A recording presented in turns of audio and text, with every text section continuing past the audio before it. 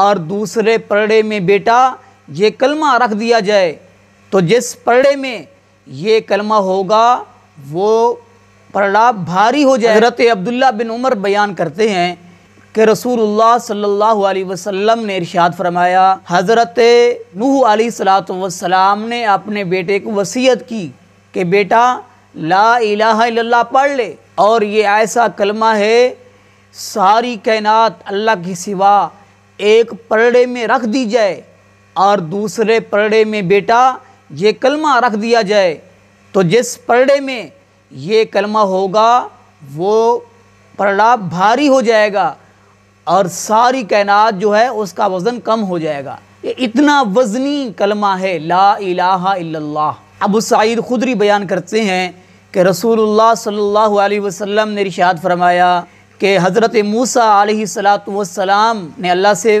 یہ عرض کی کہ اللہ مجھے ایسا کلمہ بتائیں جو میں پڑھوں، تیرا ذکر کروں، تو اللہ رب العالمین نے فرمایا اے میرے پیارے نبی تم لا الہ الا اللہ پڑھا کرو۔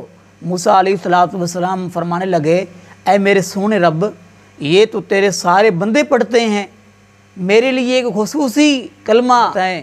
تو اللہ رب العالمین نے فرمایا موسیٰ علیہ السلام یہ کلمہ ایک پلڑے میں رکھ دیا جائے اور اللہ کے سوا تمام کائنات، تمام آسمان و زمین دوسرے پلڑے میں رکھ دی جائیں تو جس پلڑے میں یہ کلمہ ہوگا وہ پلڑا جھک جائے گا، وہ بھاری ہو جائے گا۔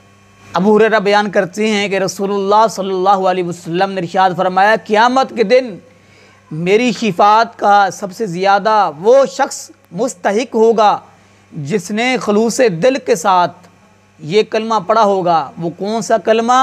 لا الہ الا اللہ، کوئی الہ نہیں مگر اللہ، سبحان اللہ۔